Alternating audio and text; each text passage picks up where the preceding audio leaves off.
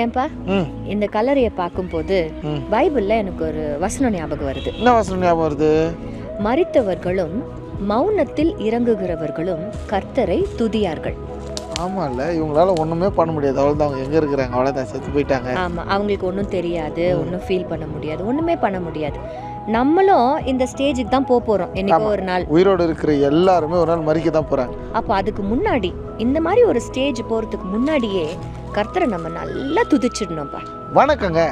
ஆண்டவர் துதிகளின் மத்தியிலே வாசம் பண்ணுகிறவர், துதிகளை சுகந்த வாசனையாக ஏற்றுக்கொள்ளுகிறவர், துதிகளிலே பிரியப்படுகிறவர். அதனால உயிரோடு இருக்கும்போது சந்தோஷமா அவரை பிரியப்படுத்தி நல்லா துதிங்க.